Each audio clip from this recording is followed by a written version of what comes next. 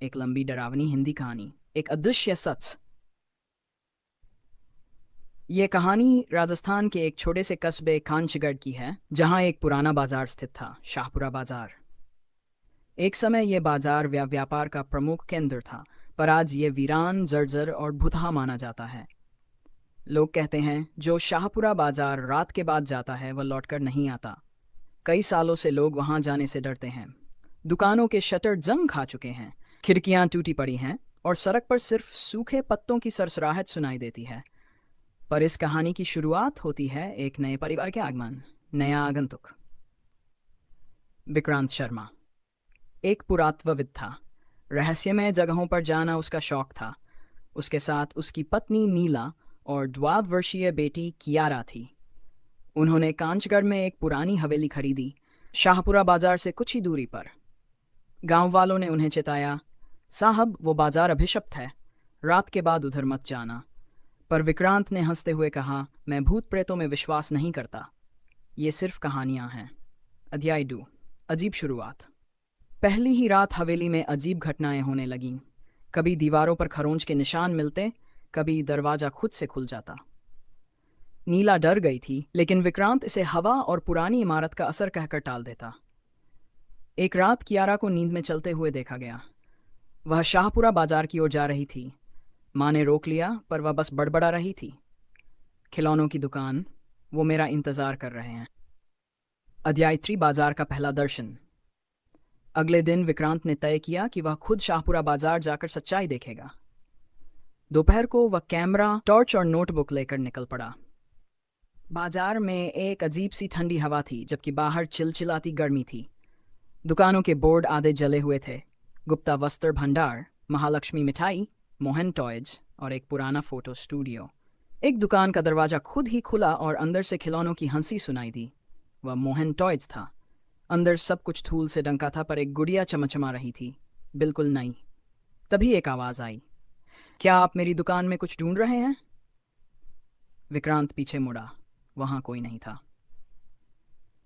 अध्याय 4, पुराना सच। उस रात विक्रांत ने कस्बे के सबसे बुजुर्ग आदमी दीनदयाल जी से मुलाकात की।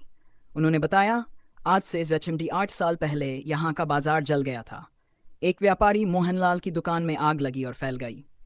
लोग कहते हैं आग कोई सामान्य दुर्घटना नहीं थी, बल्कि ये एक तांत्रिक के श्राप का असर था। मोहनलाल की पत्नी और बेटी उसी आग में जल गई थीं। मोहनलाल ने तब शपथ ली थी, जब तक मेरी बेटी को कोई नया दोस्त नहीं मिलेगा, ये बाजार चैन से नहीं सोएगा। अध्याय 5, कियारा का गायब होना। तीसरी रात कियारा फिर नींद में चलने लगी और इस बार वह रुकवाई नहीं जा सकी। वह सीधे शाहपुरा बाजार में चली गई। जब माँ बाप को सुबह पता चला, वे पागलों की तरह उसे ढूंढने निकले। पुलिस ने भी मदद की, पर कियारा का कोई सुराग नहीं मिला।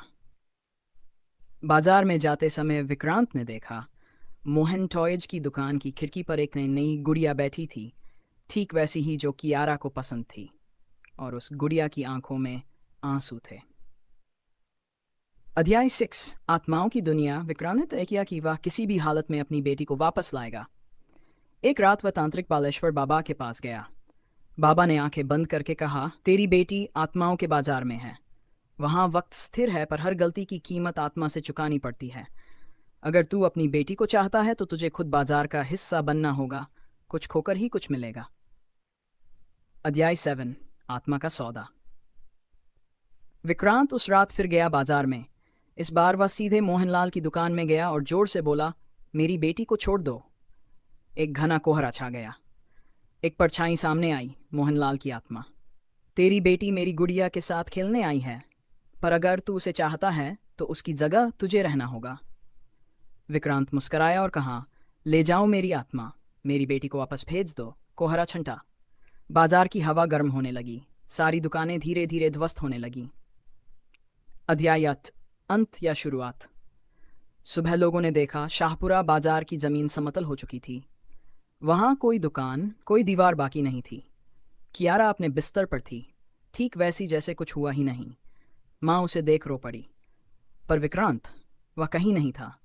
आज भी जब कोई बच्चा उस जगह के पास जाता है तो हवा में किसी की आवाज आती है, खिलौनों की दुकान फिर से खुलेगी, कोई और खेलने आएगा। क्या आप कभी ऐसे बाजार में जाना चाहेंगे?